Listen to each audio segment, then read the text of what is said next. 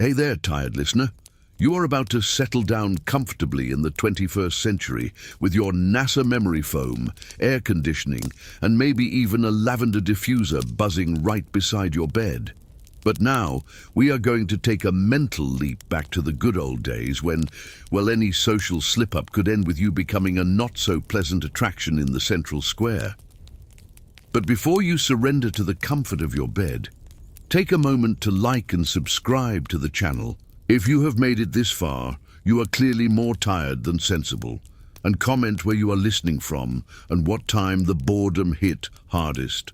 It is always good to know there are more people pulling an all-nighter with me. And sure, click the hype button, because if even this doesn't work, the algorithm might just condemn me to wear a sign around my neck saying, "Video ignored." Now turn off the lights and let's dive together into this undesirable catalogue of punishments no one asked to remember. You are born and immediately trained not to disrespect rules. Except in the ancient world, the concept of rules was like coffee shop Wi-Fi, unstable, unpredictable, and always leaving you hanging. What today gets you a scolding, back then earned you, let's say, an extended tour with irreversible consequences. Our tour of horrors begins in Mesopotamia, where everything started, including fear. Around 1700 BC, we have the Code of Hammurabi, that legal manual that basically said, an eye for an eye, a tooth for a tooth, quite literally. Steal, lose a hand. Accuse someone unjustly? Good luck explaining yourself later, since your tongue might end up on a forced vacation. Do a bad job as a bricklayer? If the house falls, your skull becomes construction material too. But relax. There was logic. A twisted, tortuous logic full of clay tablets. The idea was simple. You make the mistake. The state turns you into a public example, because nothing educates quite like watching your neighbor being punished live. Now, if you think this was just authoritarian king stuff from ancient times, hold your breath. Let's jump to Athens, the cradle of democracy, which loved debating freedom while deciding who was going to take a punishment in the public square. There, if you were considered a threat to the polis, it wasn't exactly online cancellation that happened. It was ostracism. You were kicked out of the city for 10 years, without WhatsApp, without Google Maps, without even knowing if you'd survived the outskirts, without being mistaken for an invader. And if you had the unfortunate idea of sticking around, guess what? Yeah, you became a statistic. And let's not forget the Romans, those inventors of roads, aqueducts, and cruelty as a spectacle. You have heard of gladiators, of course. But what few people mention is that they had presentations involving less humor and more terror, and yes, with an audience applauding. Only in this case, the show involved you being placed in an arena against wild animals. And spoiler, the lions weren't exactly in a friendly mood, but let's tone it down a bit. After all, it's time to sleep. And nothing is sleepier than remembering that in Rome, there were specific behavioral corrections depending on your social status.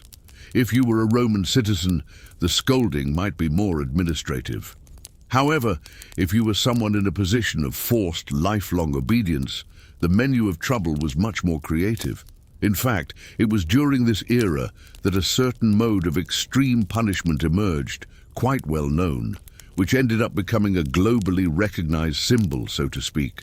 But let's keep the mood light and leave the details for your sleep to process. And before you think, but nowadays we are more civilized, hold on. There is a lot of medieval and Renaissance punishment coming up, and all with creative names that basically mean, you will regret having breathed at this hour, but that's for right now. You blink, and when you open your eyes, you realize the scenery has changed. Now, it is the Middle Ages. Now the floor is mud, the air is smoke, and the smell is a mixture of animal, dried sweat, and something that might have been cheese or a foot. The Middle Ages arrived, and with them a whole new wave of revolutionary ideas on how to make someone repent publicly. You feel bad for dropping hard bread into the grey soup. Relax, the baker who tried to cheat on the flour weight is already going through an educational moment. He is there, hanging from a wooden structure, swinging like a human bell, while the neighbors decide whether to throw tomatoes, rotten fish, or just let out some laughs, because apparently this was entertainment. It was how one educated based on shouting and tomatoes, community pedagogy, medieval level. This type of spectacle was called exemplary punishment. The logic was, if everyone watches you being humiliated, maybe they will think twice before doing the same. Like a theater play, only instead of applause, you got mud in your face. And no, you didn't receive a paycheck. You keep walking through the village and come across another citizen, this time with his head and hands trapped in a wooden object that seems to have come out of a carpenter's nightmare. It is the famous pillory, the stocks, wooden indeed. He stays there for hours, sometimes days, serving as an involuntary tourist spot. People pass by, comment, some offer food, sometimes already chewed. Others just look with disdain, disguised as curiosity. A living lesson on what happens when you talk too much or drink the feudal lord's wine in secret. And speaking of talking too much, in the Middle Ages, women who were considered chatterboxes, which could be anything from giving an opinion to commenting that the neighbor's bread was hard, ran the risk of wearing the scold's bridle. It wasn't a fashion accessory, but an iron helmet that forced the person to remain silent. Zero comfort, total purpose. To intimidate and punish was the famous shut up in medieval version. Today, a click on the block button suffices. Back then, it was cast iron. Now, if your crime was a bit more, let's say, questioning, like disagreeing with who was in charge or disturbing the social order, things got more symbolic. One of the most well-known and absurd practices was the trial by ordeal. Translating, you were put to the test, not with arguments or evidence, but with challenges like, put your hand in boiling water and grab this stone. If the burn healed quickly, you were considered innocent. Otherwise, well. The next stage already involved a lot of candles and prayers. Another method involved a not very relaxing aquatic test. You were invited to dive in a not very voluntary way. If you floated, guilty. If you sank, innocent. They just forgot to coordinate with physics. And the most bizarre part, everything was accompanied by a lively audience. There was no popcorn, but hard bread and weak beer were guaranteed. And of course, you can't forget the punishments in the public square with scenic accessories.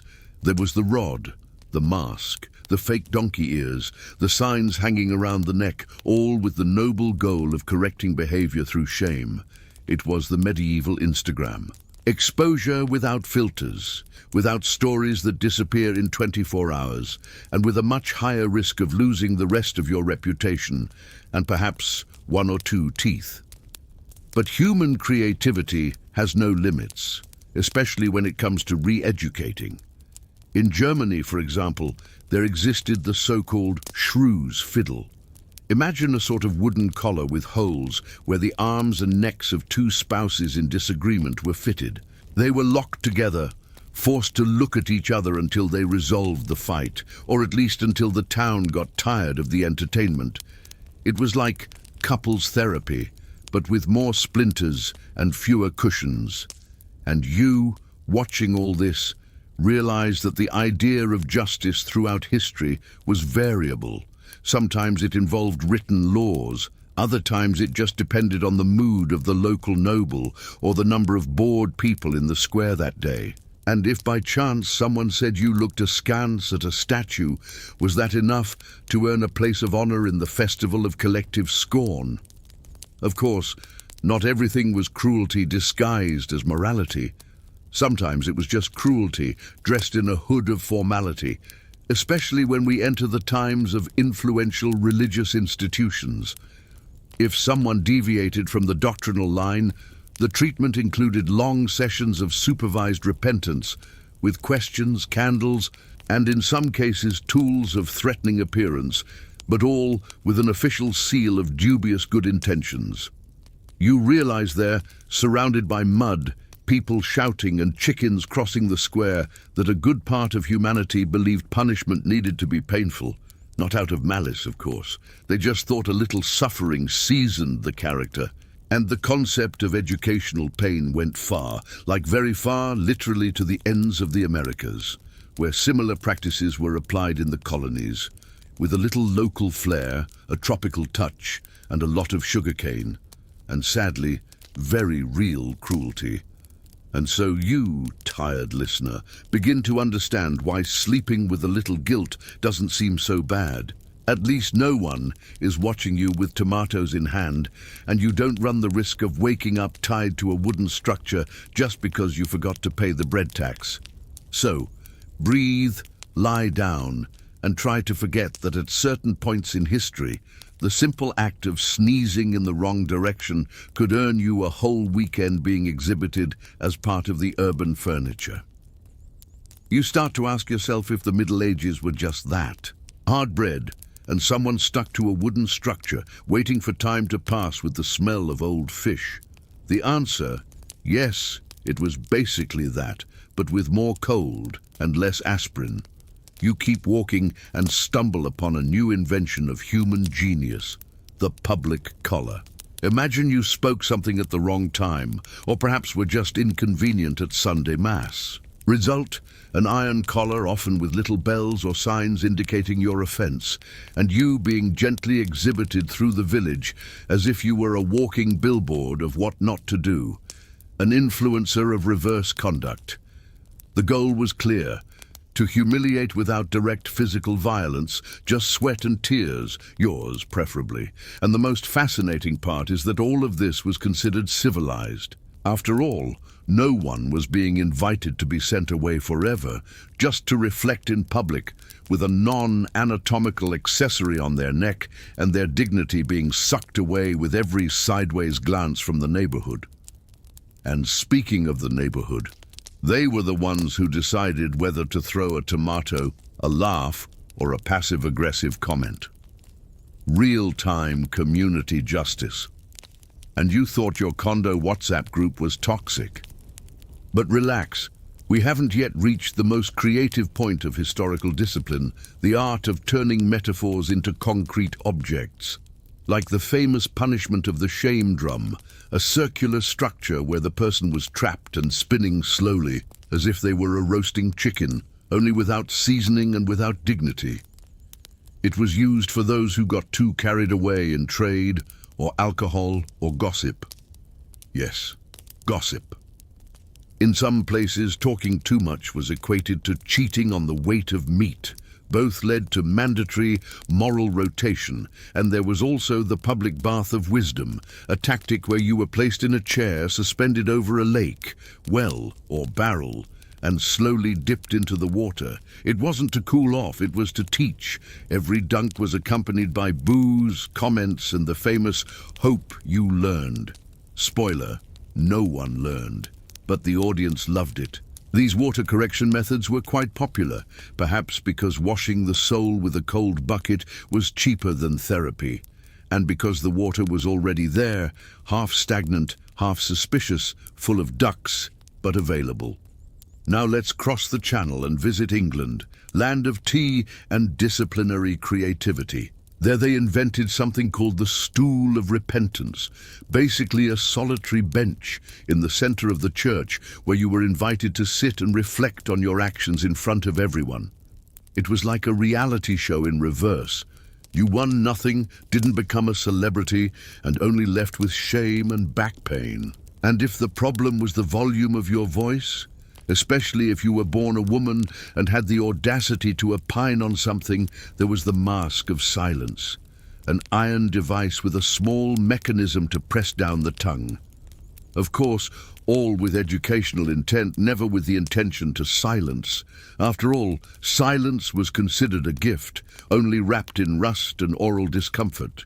At this moment you might be thinking, but what about the nobles, the rich, those who wore perfume and had teeth? Did they also go through these public classes? The answer is, it depends.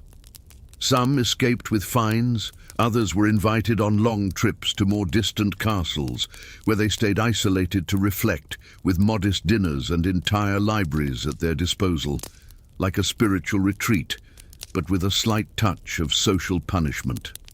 But even among the powerful, there were rules.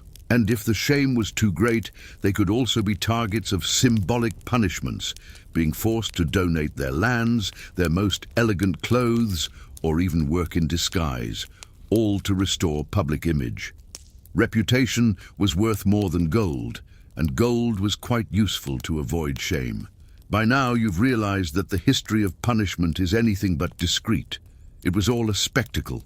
The mistake was public, the punishment was public, and the learning was optional. Because, let's be honest, actually learning was hard.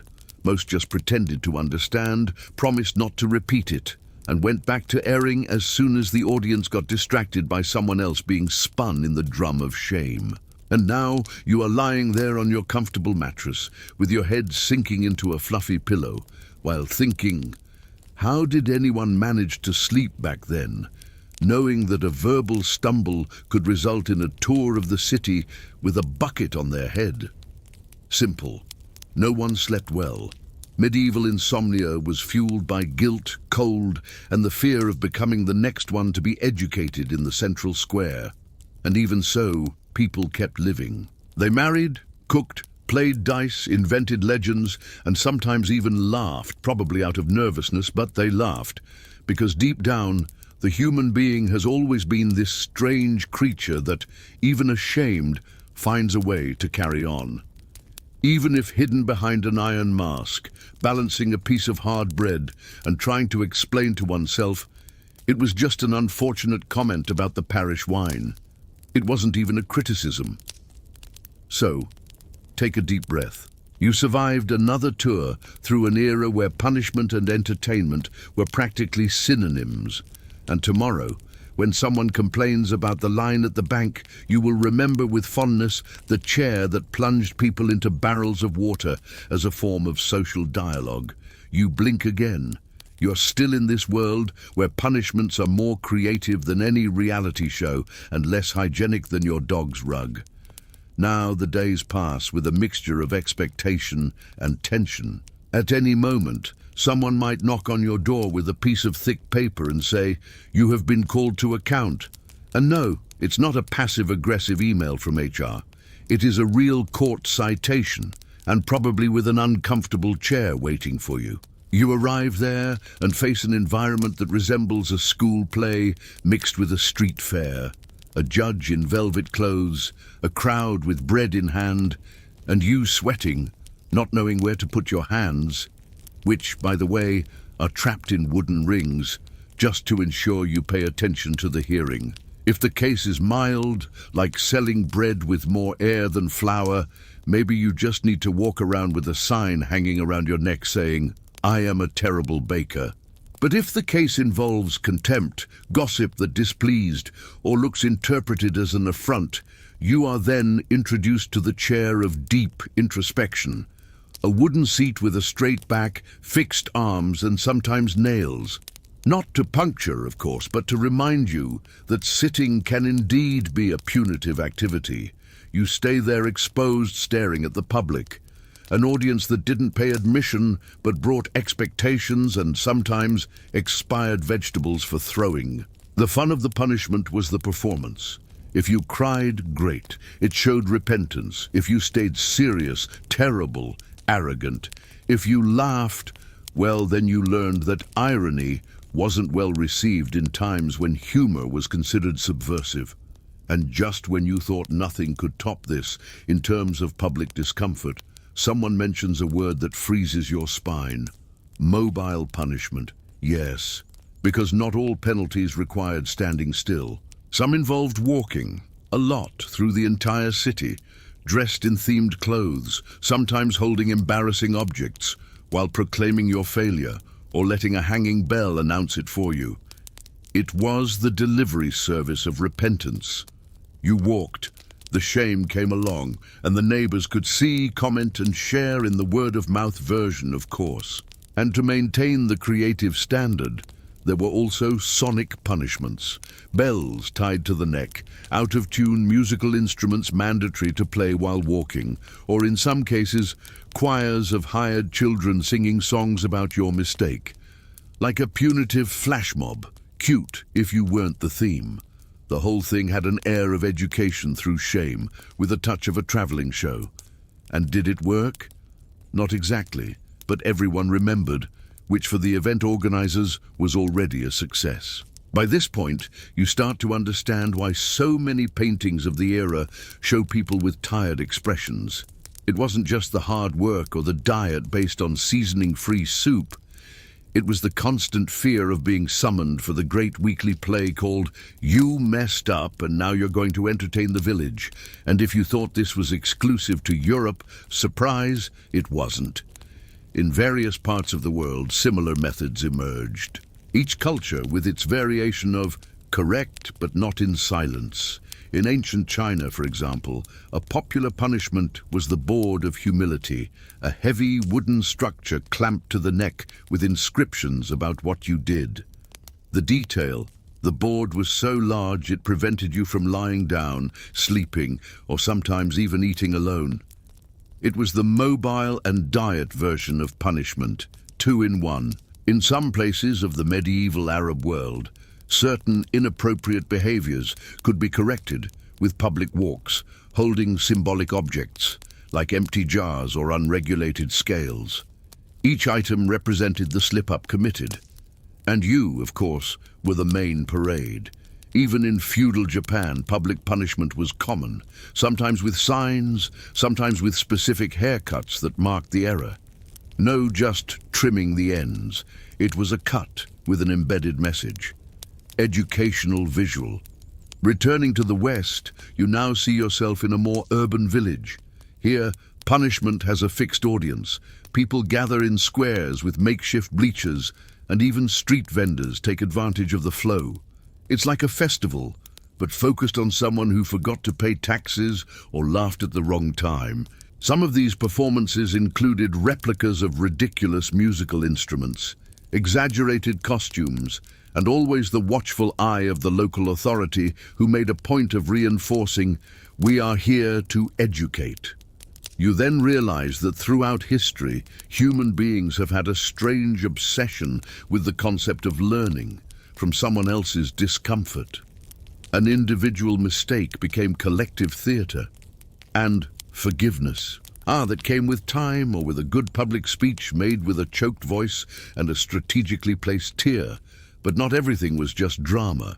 Some punishments came accompanied by tasks, community service avant la lettre, weeding church grounds, cleaning streets with a symbolic broom, or helping to set up tents for the next events, always under watchful eyes to ensure you weren't enjoying the punishment too much. And yes, there were those who memorized their own repentance speeches with flourishes, philosophical quotes, and even poetic improvisations. Because if you're going to be punished, let it be with style. You watch all this and think, did people sleep calmly back then? The answer is, they slept however they could, with one eye closed and the other peeking to see if someone was coming with a sign written, "Guilty of something we are yet to discover." And now you there in the comfort of your pillow.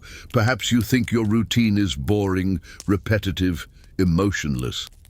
But think carefully. No one forces you to carry a jar in the middle of the street to prove you gossip too much. And that, let's agree, is already a beautiful reason to be thankful. You blink again, and now the sun is stronger, the air denser, and your patience practically evaporating. Because at this point in history, you've already understood that punishment wasn't exactly about justice.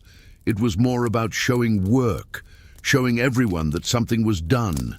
Even if that something involved tying a person to a wooden structure and hoping shame did the rest. And since we are in this rhythm of do-it-yourself with public embarrassment, maybe you are gifted with a special piece called the wheel. No, not the one that takes you for a ride, another one. A large, heavy wheel, often wooden, used not for transport but for, well, let's call it historical stretching. That is when it didn't serve just to trap you there on display, spinning slowly while the village passed, pointed, and said, "Look there, the one who bad-mouthed Mrs. Gertrude's soup." When there was no wheel available, there was the post, literally a trunk in the middle of the square where you were tied with very tight ropes, sometimes with some special decoration, feathers, bells, or even handwritten little signs. The idea was the same. Show the world you messed up and that now you are paying with time, lots of time standing still, at the mercy of the wind, the sun, and the not-so-discreet comments of passers-by. You start to realize that part of these punishments was about duration. It didn't need to be aggressive, it just needed to be long, sufficiently long for you to start questioning everything. Life, the bread you forgot to pay for, the reason for saying the priest's wine tasted like vinegar. Spoiler, it really did, but maybe it would have been better to stay quiet. And if you thought the discomfort was exclusive to those who erred, know that the audience also suffered. Watching people standing still for hours on end could be boring. That's why variations with theatre emerged, people with exaggerated costumes representing the error in the form of a farce, as if it were an educational play. It was basically the theatre of the oppressed, only without rehearsal and with more mud. Now you might be asking yourself, and the young ones, the children, were they punished like this too? Short answer, yes. Long answer, also yes. In some historical societies, there wasn't much time for a learning phase. You messed up, you got punished. Growing up was a process accelerated by necessity, and punishments were adapted. Carrying weights, standing in public timeout with a sign saying, "I was not respectful to my elders," or walking from house to house formally apologizing without forgetting to wear the outfit of the repentant. Sometimes, the punishment came even before the mistake. For example, if you belonged to a category considered prone to trouble, like artists, foreigners, or people with opinions, you already walked around with half a negative point on your record, and any slip-up was the opportunity to reinforce the reminder. Here the rule is, obey and say thank you. And of course we can't leave out dietary punishments. Yes, that existed. In many places, the mistake was corrected with a forced diet. No fresh bread, no meat, which was already rare, no fermented drink. You ate what was left over, and sometimes what shouldn't have even been left over. A subtle way to show that even your stomach needed to learn a lesson. And if the error involved money, like owing taxes or cheating in negotiations, punishments could include the temporary loss of market rights. You would be banned from buying, selling, or even entering the local fair. A type of medieval cancellation, only with fewer threads and more hunger. In more bureaucratic regions, there was also the list of defaulters, a public parchment posted in strategic locations with names and errors, something between a message board and a billboard of shame. Being there meant that everyone now knew about your debt, and to get out of there, only by paying or doing a good deed that cleaned your reputation, like helping to rebuild the city wall or planting something useful, like cabbage. By the way, cabbage was a frequent presence in these stories because besides being nutritious, they say, it was also the symbolic vegetable of humility. In some places, as part of the symbolic punishment, you had to tend a cabbage patch for an entire season. Without help, just you, the hard soil, and the constant smell of something that clearly didn't want to be cooked. And when it wasn't cabbage, it was soap. Another recurring punishment was working in unpleasant activities like soap making, leather tanning, or cleaning ditches. Always with the detail, special clothing that said, "I am here because I failed to be discreet." But not everything was sweat and discomfort. Some punishments were more conceptual, like writing the same sentence 100 times on wax tablets. "I promise not to speak ill of the bishop's supper," or "I was wrong to argue about astrology at the wrong time." Depending on the era and location, the phrases could be religious, moral, or simply absurd, but they had to be copied, by hand, without errors, with legible handwriting. A terror for those already tired of carrying stones and hearing bells. You might think it exaggerated, but in times when there were no psychologists nor online courses on emotional intelligence, symbolic punishment was the standard solution. Did it work? Not always, but at least it occupied the hands of the wrongdoer and distracted the observer. And you there, wrapped in clean sheets and thermal comfort, might be thinking this is all absurd. But think about it. Today, when someone messes up, what happens? Comments, memes, opinion videos. It's the same logic, only with Wi-Fi. Shame never goes out of fashion, it just changes clothes. So breathe, relax, and be thankful for the privilege of erring in silence in the coziness of your bed, with the only punishment being the pillow judging your decisions of the day. You move on, or rather, you are carried on, because now, in this moment of your reimagined historical life, you are in the unenviable position of someone who has become the topic. Topic of the village, the square, the gossip, and most importantly, the public administration, which means you might be about to meet a new level of corrective intervention. You are then led by a group of serious gentlemen, all with that expression of someone tired of punishing people, but who enjoys it a little. And when you arrive at your destination, what you find is a stage, literally a wooden platform with steps, props, and space for an audience. The technical name for this is the stage of justice, but the affectionate nickname is the place where embarrassment becomes a spectacle. You go up, look ahead, and the whole village seems to have come to watch. Children, the elderly, chickens, everyone curious to see if you will tremble, cry, or just stare at the ground, trying to look repentant. And then the ceremony begins. It's not a talent show, but it's not much different. You receive a tunic, usually in shades of grey, brown, or when the authority wants to be creative, a faded pink with embroidery on the chest that says something like, "I recognize my failure." And then you must make a speech. Yes, make a speech.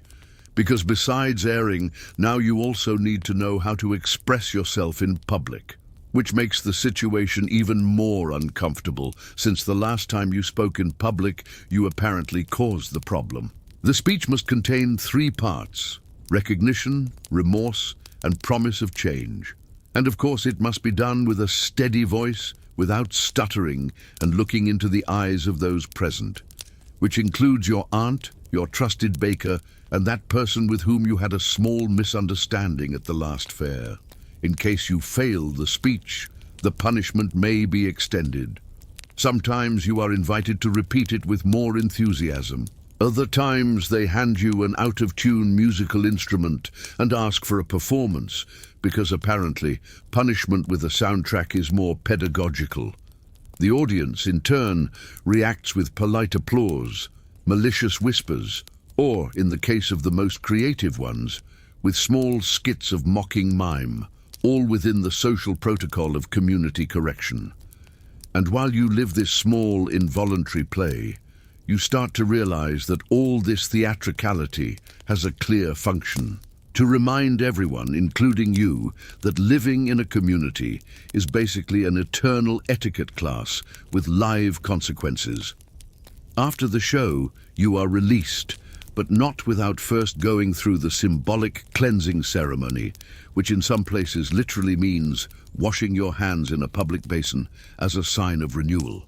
In others, it involves sweeping the square where the punishment took place. A gesture that, although small, is loaded with meaning. Sweep your mistakes off the collective floor. You then go back home and think it's over. But no, because the punishment doesn't end when the stage is dismantled. It continues in the whispers of the neighbors, in the lingering look of the butcher, in the sudden silence when you enter the tavern.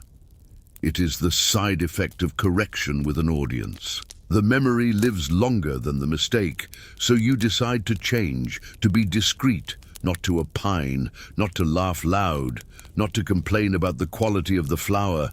But that's where the problem lies. Excessive silence is also frowned upon. After all, whoever doesn't speak must be hiding something or plotting or worse, judging. Because yes, even introspection could be interpreted as a challenge to order. And so you find yourself in a dilemma.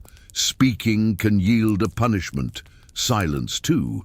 Living becomes a balancing act between appearing harmless and not appearing suspicious. It is in this scenario that preventive punishments appear. Yes, they existed. In certain places and times, a rumor, a suspicion, or an anonymous tip was enough for someone to be invited to participate in a ritual of humility, even without having done anything proven. The idea was better safe than sorry. You, of course, were sorry all the same. These rituals involved everything from public tasks, like tending a community garden that no one wanted to maintain, to carrying posters saying, "I'm here to remember the value of obedience." It was like being an extra in a commercial for good manners, only with less glamour and more mud on your feet. And if you refused to participate, well, then the punishment ceased to be symbolic, because disobeying prevention was almost a crime in itself. After all, if you don't want to show humility, you must be hiding some dangerous arrogance. And arrogance back then was considered as harmful as forgetting to blow out the candle before sleeping. In other words, a risk of moral fire. You learn then that in historical societies, punishment was also a constant reminder. A reminder that collective well-being depended on mutual vigilance, shared morality, and the willingness to participate, even against one's will, in the theater of obedience. But you, who are already tired of even hearing this story, might be wondering, and how did people not lose their minds with all this? The answer is, they found a way. Some hid in work, others in parties, others still in stories told at night. Stories of heroes who faced injustices, villains who laughed in the face of danger, and happy endings where no one needed to make a speech in the public square. These stories served as catharsis, a way of saying, in real life we stay silent, but in legends we speak. And perhaps, hearing these stories, someone fell asleep with a little more hope, or at the very least, with the feeling that not every punishment was eternal. So now you, lying there, starting to feel the weight of your eyelids and the slight tingling of the pillow pulling you inside it, can relax. Because as strange as all this seems, knowing that you live in a time where apologizing doesn't involve municipal theater is already a consolation. You continue through the village with lighter steps, but not out of comfort. It's just that your shoes, if they can be called that, have already surrendered to the mud, and now your feet slide almost automatically. You've gotten used to the mud, to the baker's sideways glance, and even to the insistent sound of the town square bell, which day in and day out announces that someone else is going to star in the punitive spectacle of the week. This time you are merely a spectator. And not that this brings peace, because watching others being corrected is almost as uncomfortable as going through it. Almost. The difference is that today you can keep your arms loose, eat a piece of dry bread with a crust harder than a river stone, and pretend you are just passing through. In the center of the square, a new play is about to begin. There is no script, but everyone knows their lines. The accused, a gentleman who probably just said out loud that the new tax was a little exaggerated, is there surrounded. And what he holds in his hands is a bucket full of water and soap. He is going to scrub the square floor while reciting memorized phrases about the value of respect and fiscal patience. This type of performative punishment became popular in many places. It had different names, but the essence was the same. Symbolic manual labor under constant observation, as if scrubbing a muddy floor were the direct path to moral rehabilitation. Spoiler, it wasn't. But it gave time to time, which was already half the battle. While he scrubs the floor, a small group of curious onlookers begins to form a circle. Some watch, others comment. A lady knits. A boy tries to imitate the old man making a face. A street dog barks at no one. And you there in the corner realize that a good part of the punishment is actually the environment, the collective embarrassment, the background noise, the feeling that every act is being judged by 50 pairs of eyes that have nothing better to do. You decide to walk and stumble again upon another example of human ingenuity in transforming lessons into small social traumas.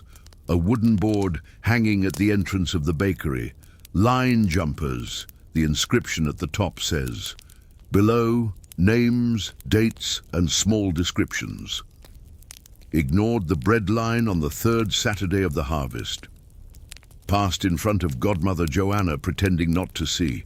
These are almost poetic accounts of social microdramas eternalized there, as if they were heroic deeds. But they aren't. They are reminders. Here, order is valued, even when everything else is crumbling. You then remember another punitive modality you saw once, and just thinking about it makes you want to run toward the 20th century. In some places, there was the practice of the dance of shame. And no, it wasn't at the village ball. It was a choreographed punishment, literally. The person had to dance in public, usually alone to the sound of out-of-tune instruments, while repeating phrases about their error. I was stubborn.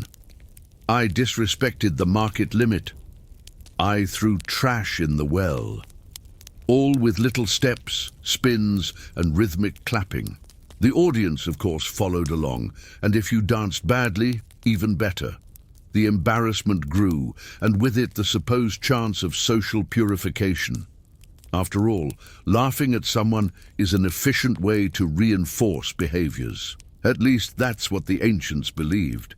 And now you just want to forget this image before it becomes a musical nightmare. Walking a bit more, you reach a less busy part of the village. Less turmoil, less gossip, and less mercy. Because here are the so-called conduct reinforcers, public figures in charge of applying micro-corrections in daily life. A guard walking with a little bell, ready to announce whoever dropped something on the ground. A lady carrying colored ribbons, and seeing someone distracted, ties one to the person's arm. Sign of lack of attention, she explains. And presto, you walk all day with a flashy ribbon saying, I was in the clouds. These markers were a type of temporary punishment. They lasted hours, sometimes a day, but it was enough to leave a mark, literally.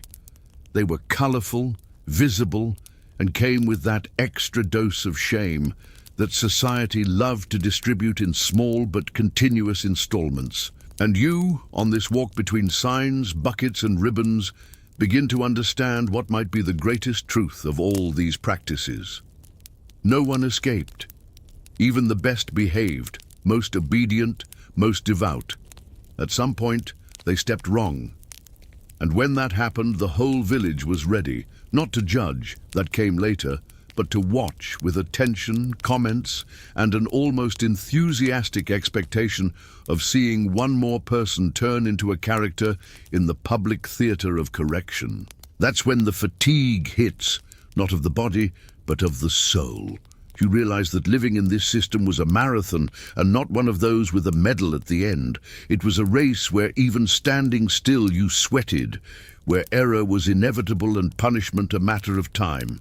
And where forgiveness was silent, but shame, that made noise. You find a corner to sit, a cold, irregular stone bench that already knows your weight. You breathe, look at the cloudy sky, and think that maybe, just maybe, the worst punishment of all isn't carrying buckets, nor dancing out of tune, nor repeating phrases with forced tears. The worst of all might be living all the time with the fear of messing up. Because in the end, what these ancient societies taught most was control yourself, police yourself, moderate yourself. Not out of ethics, not out of philosophy, but out of convenience, because mistakes were expensive and silence was safe. So you close your eyes for a moment, just a moment, and give thanks for being here in the comfort of a boring script, with the freedom to err in thought, without a bucket, without a wheel, without dancing publicly to the sound of out-of-tune fiddles.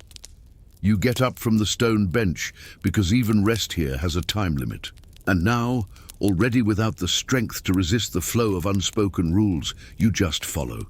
You walk slowly, with dragging steps, and think about how much your sense of individuality has been replaced by constant inner vigilance, a kind of you with yourself, only inspected full-time by others' gazes and the occasional whistles of the corner watchman. The street is emptier now, perhaps because the sun has passed its peak, or perhaps because today is the day of rotating punishment, those less noisy, but equally uncomfortable ones. You pass a small alley and see a scene that has become almost routine.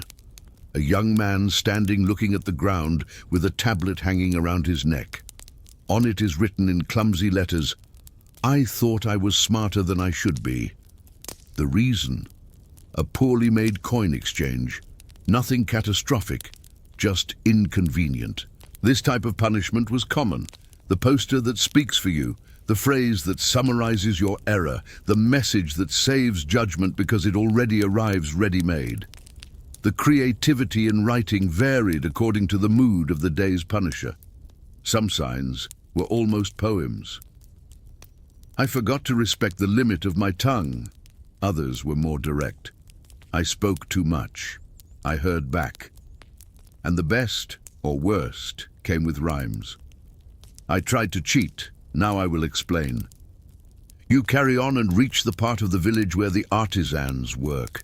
The smell of wood, metal, and fabric mixed together forms a kind of historical perfume. And between one hammer blow and another, you see a familiar figure, the official seamstress of punishments.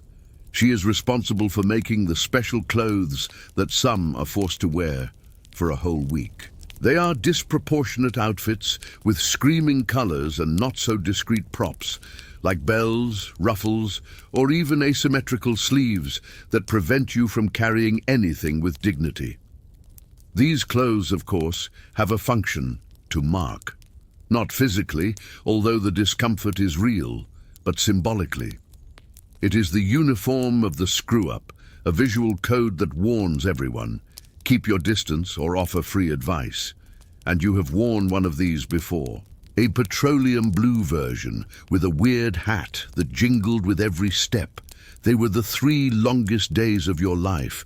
But it wasn't just you. Many people went through this, and some even tried to make the experience bearable. There was a lady who decided to customize her own punitive outfit with embroidery. She wrote, "Yes, I am paying for it, but with style." She was summoned to repeat the week because creativity in this context could be seen as a challenge. And a challenge, as you well learned, was a direct shortcut to more problems. On the way back, you see a group of people gathered around a small wooden structure with steps, a kind of box of humility. There, whoever was considered too presumptuous had to go up and say out loud 3 things they had done wrong, even if minimal, and thank the village for allowing the reflection.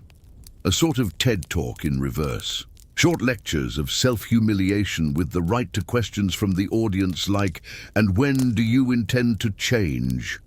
Sometimes the people laughed, sometimes they applauded, sometimes they just stayed silent, embarrassed together, because everyone knew that with a stumble or two, it could be them up there.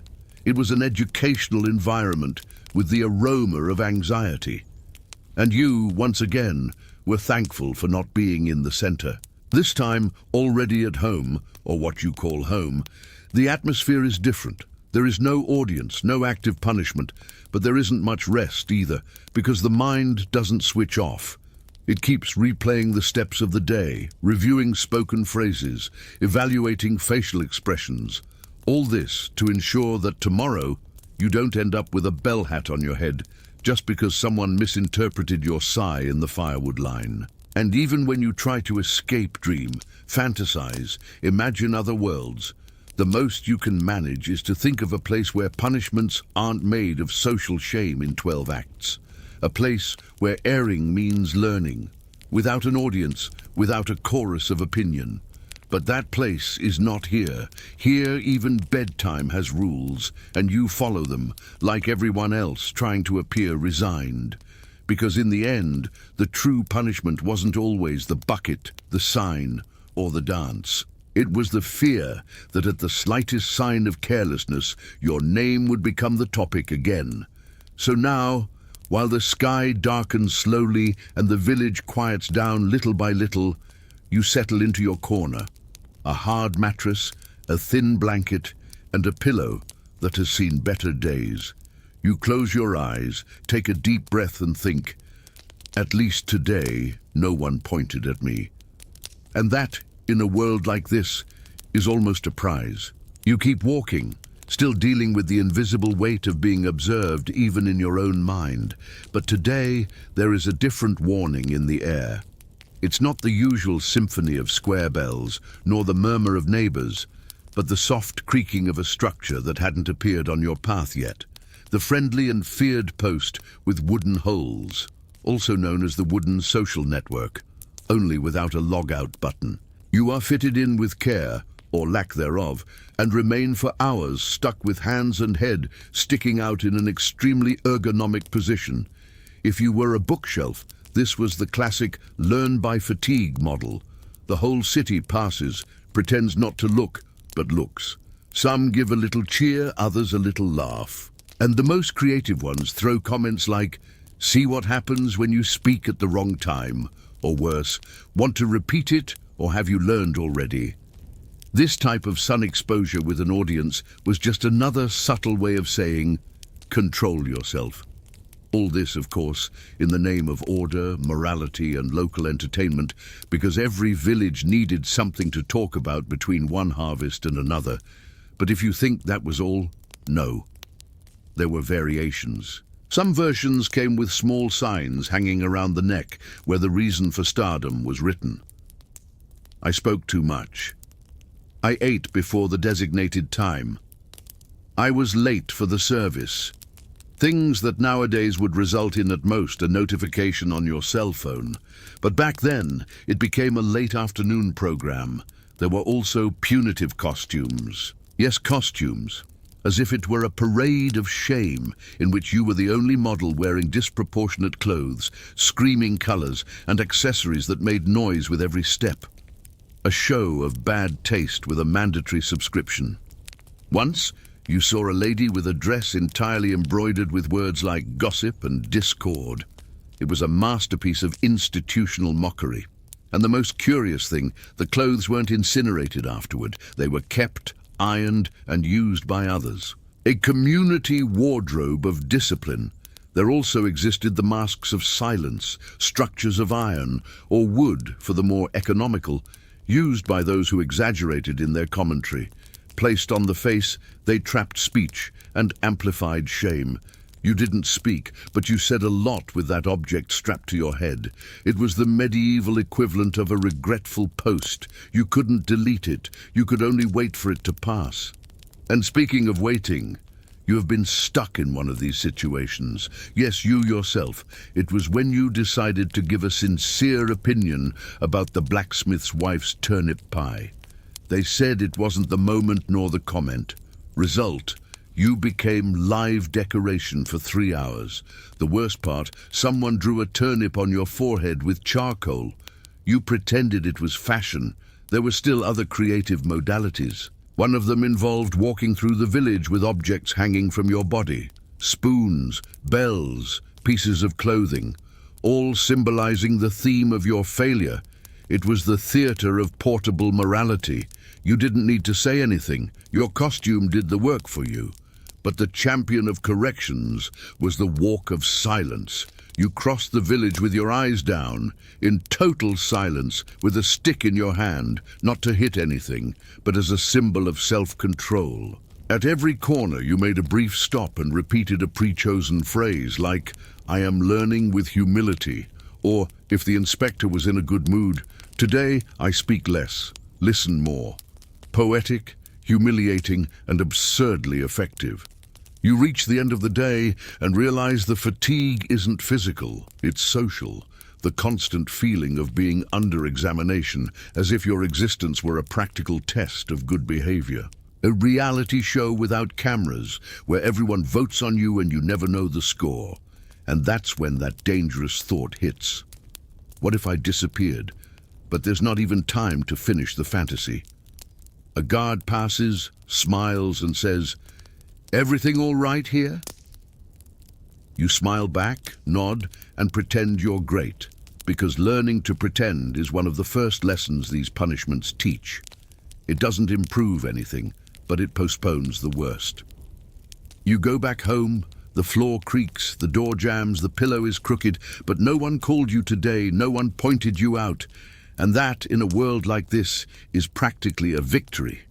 You lie down, take a deep breath, and give thanks for the temporary peace, for the suspicious silence, and for not having turned into an attraction at this week's punishment fair. You open your eyes slowly, like someone waking up from a boring dream, and realize the village hasn't changed. But you have. Now you know that human creativity, when it comes to correcting behaviors, is comparable to a mix of a rerun soap opera episode and a printed manual of embarrassment. Today, the highlight is a device you already fear just by hearing the name, the pillory. Not exactly a selfie, but the effect isn't much different. You were fitted there in a dedicated manner, hands, head, everything trapped, so that you could barely turn your neck to see what people were whispering. It worked like a human billboard with captions. "I messed up there, but the whole village is now merchandising my failure." The public gathered gradually. It wasn't a show, but it had an audience. Some threw food, others just laughed. You remained static, an improvised sculpture that spoke without opening its mouth. Knowing how to do worse and ending up here is easy. And that, let's agree, yielded an automatic solidarity from anyone who had already felt the invisible rope of others' judgment tightening their chest. For those who think this instrument was exclusive to literate countries, think again. The pillory existed in various forms, in some places nicknamed the trunk with imaginary Wi-Fi, because any wind that passed carried gossip forward without needing a real connection. Another traditional piece of equipment was the ankle shackle of shame, those planks that trapped only the feet. You felt the ground heavier, your toes froze, while passers-by invented 1,000 ways to remind you that you shouldn't have arrived late for Mass. It's as if today they put you in a live stream of humiliation, while everyone comments, "Dude, what a tasteless delay." And if you think it's over, hold on. The era of the mask of silence has arrived. A modern contraption in its essence, only made of iron, not plastic. It was a giant lip fastener helmet, heavy and with little bells, in case anyone dared to open their mouth. Pricking the tongue was the optional part of the show. Imagine that you walked around, your expression frozen, making rhythmic ding-dongs, and people looked and thought, "Speak less. Your punishment is already being broadcast live in my brain." And the regional versions were even more creative. In 17th century Germany, the local inventor created the Schammaske, a mask of shame that turned your head into a grotesque version of an animal. Pig, rooster, rabbit, those carnival masks only worn for hours. Each one corresponded to the crime. If you were a show-off, they gave you a rooster mask with a shiny comb and long beak, and you were the very personification of punished vanity, and it still jingled because apparently the bell was essential to complete the punishment. Have you ever felt envy of these masks? Of course not, but you secretly confess that all this attention was a clear demonstration of extreme affection. No one shows themselves to an audience for joy, unless it's on a heartfelt TV program. That is why you go to the local church, where another type of correction happened, the church duty. It was a kind of public confession, only with an audience and without an invitation. You stood on a little stool in the middle of the service, an improvised stage for the theatre of shame, and admitted your slip-up in front of everyone, like a forced self-help session, only with sideways glances instead of applause. Afterwards, with luck, you went back to attending Mass with that classic collective look of, "We remember, okay?" The beauty, or horror of it, was that everyone felt part of the process. You stood there, sweating, explaining that to err is human, and received looks as if it were a collective confession with a packed audience. You unintentionally became a free attraction. But historical humanity didn't stop there. There also existed the Schandmantel, a sort of heavy coat of shame, as if you were wearing a wardrobe in the shape of a person. This coat prevented you from even walking properly and left everyone comfortably ashamed out of empathy, because yes, you felt every ounce of weight, every glance, every sniffle of pity. And of course, to be realistic, all this had an expiration date. Public punishments began to disappear in the 19th century when the concept of human dignity started to be taken more seriously than community spectacle. But until then, the historical party of shame was routine. You now find yourself at home, exhausted. The day was full of devices, medieval bicycles of humiliation, mask parades, and improvised speeches. You can barely believe there are still 3 blocks to go. This marathon was long even during rest. But look at you, holding on to sleep with irony and surviving imaginary shame. That is true resistance. You breathe, lie down, and smile for the simple glory of not needing to wear any props of shame today. Just blankets, a pillow, and this script, which, curiously, is the only stage you chose to step onto. You wake up with that feeling of, "I can't believe there's still more of this." The day has already started strangely. Your pillow feels more sensitive. The blankets weigh like historical modesty, and your sock slips slightly, a warning that comfort is hanging by a thread. But a boring journey can't stop in the middle, right? So you get up, stretch your fingers, lean against the mirror and think, okay, surviving the medieval disciplinary nightmare, only a few embarrassing props are left to complete the look. Today, the script takes you to something even more merciless, symbolic corrections for verbal offenses, also known as praise, silence, or sight to shame. It works like this. If you exceeded yourself with your tongue, spoke too much, told inappropriate jokes, questioned orders, you earned the provisional title of spokesperson of shame.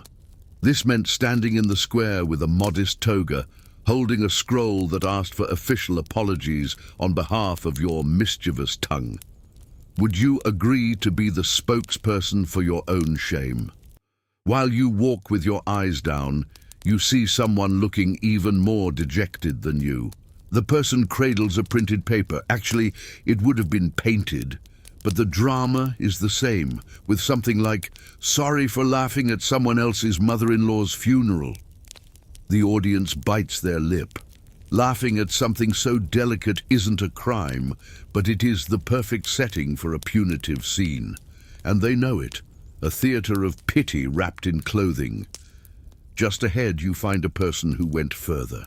They exchanged gossip for stacked words and were invited to participate in a formal ceremony called the Bath of Silence. It was an immersion, let's say educational, in cold water. You sat in a large bucket, slowly submerged up to your neck, with a banner saying, "My tongue exaggerated." No one helped with a towel, no one offered a hot drink. It was a freezing reminder that you should think before grumbling.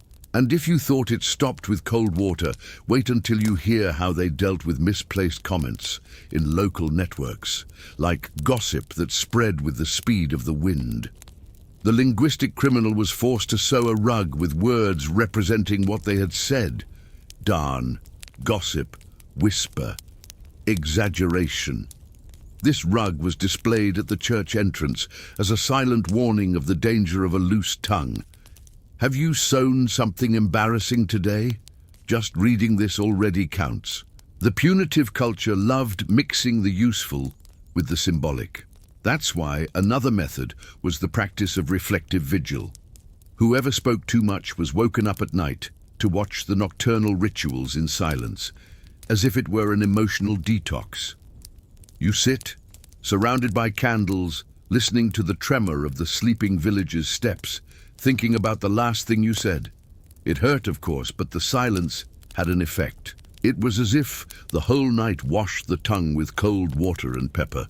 Still thinking about this, you stumble upon a more drastic scenario. The judgment of the collective mirror. The person was taken to a space with many mirrors. Each one reflected a version of the error. You see yourself there looking at multiple versions of yourself. One stares at you with a sarcastic expression, another with pity, another with explicit irony. It was like a psychological carnival. Laughing at yourself was allowed, crying was understood, leaving without learning was simply difficult. In the middle of all this, you remember the ancient versions of cancellation. Someone slipped up, became the subject of a complete community debate, had their name carved on a fixed mural for a while, and even earned a public badge, a symbolic medallion that said, "I failed at kindness." Some were part of the whole ceremony. Others only appeared on the mural out of curiosity. You for now are safe, which is already a relief greater than strong coffee on a Monday morning. And you, listening to all this, almost fall asleep on your own mental comment. Oh, what a relief not to be active on a punitive mural today. The emotional journey of the day was intense. Every creative method of humiliation taught you that silence is more valuable than any speech, and that dying on the beach of my bad is much less painful than facing 1,000 mirrors at the same time. Going back home, you carry with you a deep fatigue, not of the body, but of the weight of thinking before speaking. You sleep thinking that in the end, the most revolutionary gesture in some times was simply staying quiet. And you did that perfectly today. You settle into the sheets, adjust your head and think, at least today the scolding didn't come.